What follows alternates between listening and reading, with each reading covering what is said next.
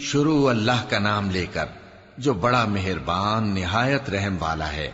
سب تعریف اللہ ہی کے لیے ہے جو سب چیزوں کا مالک ہے، یعنی وہ کہ جو کچھ آسمانوں میں ہے اور جو کچھ زمین میں ہے سب اسی کا ہے، اور آخرت میں بھی اسی کی تعریف ہے، اور وہ حکمت والا ہے، خبردار ہے۔ جو کچھ زمین میں داخل ہوتا ہے اور جو اس میں سے نکلتا ہے اور جو آسمان سے اترتا ہے اور جو اس پر چڑھتا ہے سب اس کو معلوم ہے، اور وہ مہربان ہے، بخشنے والا ہے۔ اور کافر کہتے ہیں کہ قیامت کی گھڑی ہم پر نہیں آئے گی۔ کہہ دو کیوں نہیں آئے گی؟ میرے پروردگار کی قسم وہ تم پر ضرور آ کر رہے گی۔ وہ پروردگار غیب کا جاننے والا ہے، ذرہ بھر چیز بھی اس سے پوشیدہ نہیں، نہ آسمانوں میں اور نہ زمین میں، اور کوئی چیز ذرے سے بھی چھوٹی یا بڑی نہیں مگر کتاب روشن میں لکھی ہوئی ہے، اس لیے کہ جو لوگ ایمان لائے اور عمل نیک کرتے رہے ان کو بدلہ دے۔ یہی ہیں جن کے لیے بخشش اور عزت کی روزی ہے، اور جنہوں نے ہماری آیتوں کے بارے میں ہمیں ہرانے کی کوشش کی ان کے لیے سخت درد دینے والے عذاب کی سزا ہے۔ اور جن لوگوں کو علم دیا گیا ہے وہ جانتے ہیں کہ جو قرآن تمہارے پروردگار کی طرف سے تم پر نازل ہوا ہے وہ یقیناً حق ہے، اور اس اللہ کا رستہ بتاتا ہے جو غالب ہے، قابل تعریف ہے۔ اور کافر کہتے ہیں کہ بھلا ہم تمہیں ایسا آدمی بتائیں جو تمہیں خبر دیتا ہے کہ جب تم مر کر بالکل ریزہ ریزہ ہو جاؤ گے تو تم نئے سرے سے پیدا ہوگے؟ یا تو اس نے اللہ پر جھوٹ باندھ لیا ہے یا اسے جنون ہے۔ بات یہ ہے کہ جو لوگ آخرت پر ایمان نہیں رکھتے وہ آفت اور پرلے درجے کی گمراہی میں پڑے ہیں۔ کیا انہوں نے اس کو نہیں دیکھا جو ان کے آگے اور پیچھے ہے، یعنی آسمان اور زمین؟ اگر ہم چاہیں تو ان کو زمین میں دھسا دیں یا ان پر آسمان کے ٹکڑے گرا دیں، اس میں ہر بندے کے لیے جو رجوع کرنے والا ہے ایک نشانی ہے۔ اور ہم نے داؤد کو اپنی طرف سے برتری بخشی تھی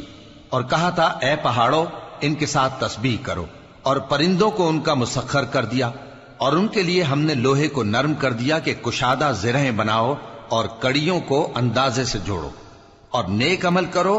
جو عمل تم کرتے ہو میں ان کو دیکھنے والا ہوں۔ اور ہوا کو ہم نے سلیمان کے تابع کر دیا تھا، اس کی صبح کی منزل 1 مہینے کی راہ ہوتی اور شام کی منزل بھی مہینے بھر کی ہوتی۔ اور ان کے لیے ہم نے تانبے کا چشمہ بہا دیا تھا، اور جنوں میں سے ایسے تھے جو ان کے پروردگار کے حکم سے ان کے آگے کام کرتے تھے، اور جو کوئی ان میں سے ہمارے حکم کے خلاف کرے گا اس کو ہم جہنم کی آگ کا مزہ چکھائیں گے۔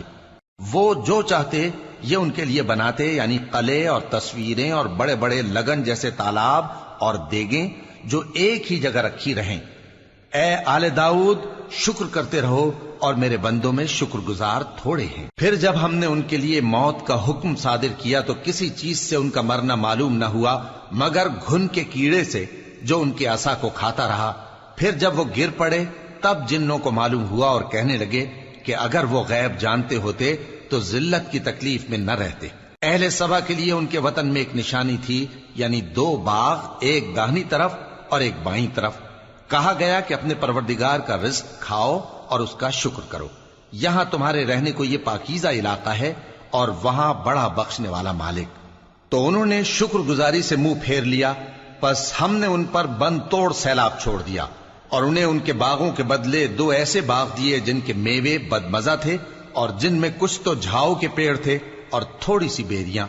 یہ ہم نے ان کو ناشکری کی سزا دی، اور ہم سزا ناشکرے ہی کو دیا کرتے ہیں۔ اور ہم نے ان کے اور ملک شام کی ان بستیوں کے درمیان جن میں ہم نے برکت دی تھی ایک دوسرے کے متصل دیہات بنائے تھے جو سامنے نظر آتے تھے، اور ان میں آمد و رفت کا اندازہ مقرر کر دیا تھا کہ رات دن بے خوف و خطر چلتے رہو۔ تو انہوں نے دعا کی کہ اے پروردگار ہماری مسافتوں میں دوری پیدا کر دے، اور اس سے انہوں نے اپنے حق میں ظلم کیا،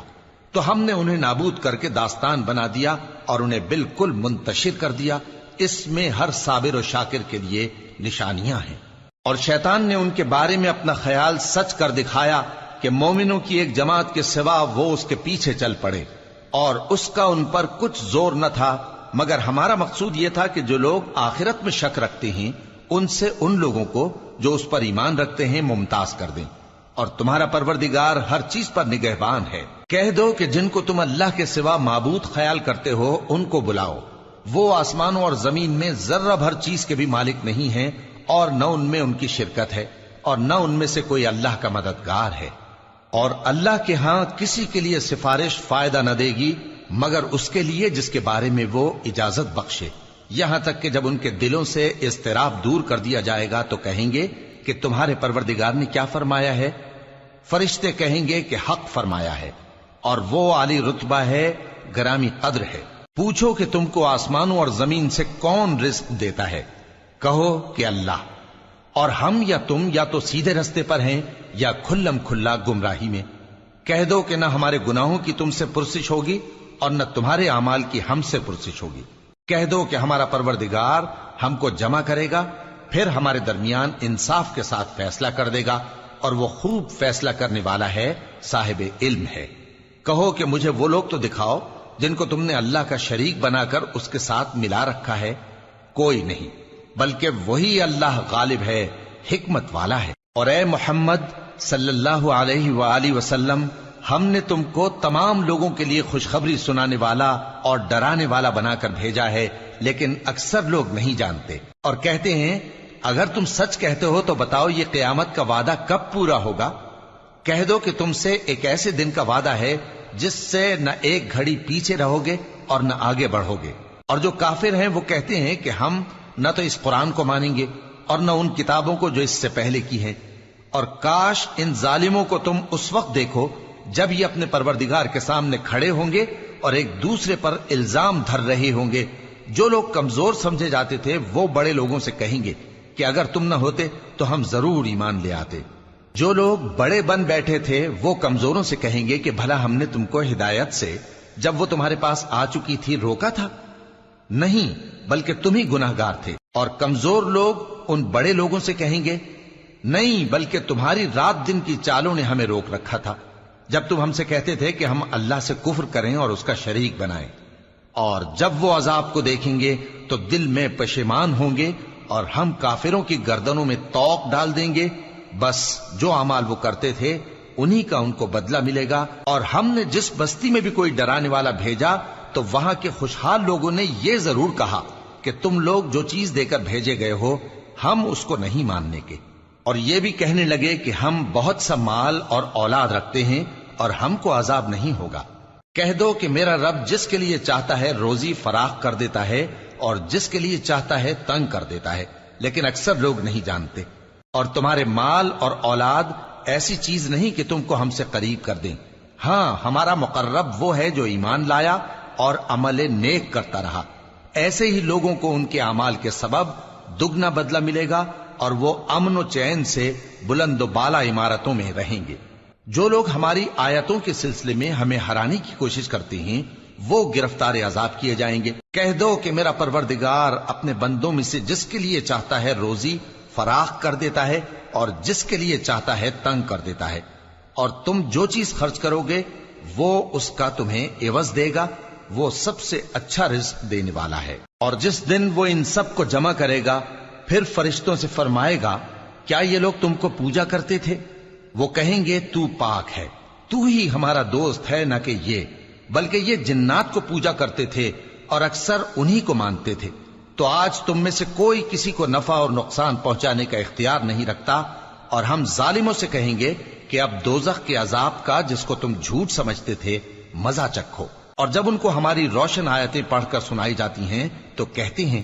یہ ایک ایسا شخص ہے جو چاہتا ہے کہ جن چیزوں کی تمہارے باپ دادا پرستش کیا کرتے تھے ان سے تم کو روک دے،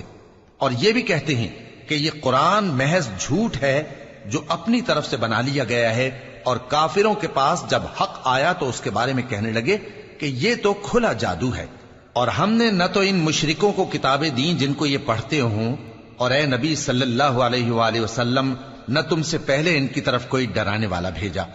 اور جو لوگ ان سے پہلے تھے انہوں نے تکذیب کی تھی، اور جو کچھ ہم نے ان کو دیا تھا یہ اس کے 10ویں حصے کو بھی نہیں پہنچے۔ پھر انہوں نے میرے پیغمبروں کو جھٹلایا، سو میرا عذاب کیسا ہوا۔ کہہ دو کہ میں تمہیں صرف ایک بات کی نصیحت کرتا ہوں کہ تم اللہ کے لیے دو دو اور اکیلے اکیلے کھڑے ہو جاؤ، پھر غور کرو تمہارے رفیق یعنی اس نبی صلی اللہ علیہ وآلہ وسلم کو کسی طرح کا جنون نہیں، یہ تو تم کو سخت عذاب کے آنے سے پہلے ڈرانے والے ہیں۔ کہہ دو کہ میں نے تم سے کچھ صلہ مانگا ہو تو وہ تمہارا، میرا صلہ اللہ ہی کے ذمے ہے اور وہ ہر چیز سے خبردار ہے۔ کہہ دو کہ میرا پروردگار اوپر سے حق ہی نازل کرتا ہے اور وہ غیب کی باتوں کا جاننے والا ہے۔ کہہ دو کہ حق آ چکا اور باطل نہ تو پہلے کچھ کر سکتا ہے اور نہ دوبارہ کچھ کرے گا۔ کہہ دو کہ اگر میں گمراہ ہوں تو میری گمراہی کا ضرر مجھی کو ہے، اور اگر ہدایت پر ہوں تو یہ اس وحی کے طفیل ہے جو میرا پروردگار میری طرف بھیجتا ہے، بے شک وہ سننے والا ہے، نزدیک ہے۔ اور کاش تم دیکھو جب یہ گھبرا جائیں گے تو عذاب سے بچ نہیں سکیں گے اور نزدیک ہی سے پکڑ لیے جائیں گے اور کہیں گے کہ ہم اس پر ایمان لے آئے، اور اب اتنی دور سے ان کا ہاتھ ایمان کے لینے کو کیسے پہنچ سکتا ہے، جبکہ پہلے تو اس کا انکار کرتے رہے اور بن دیکھے دور ہی سے اٹکل کے تیر چلاتے رہے، اور ان میں اور ان کی خواہشوں میں پردہ حائل کر دیا گیا، جیسا کہ پہلے ان کے ہم جنسوں سے کیا گیا، وہ بھی الجھن میں ڈالنے والے شک میں پڑے ہوئے تھے۔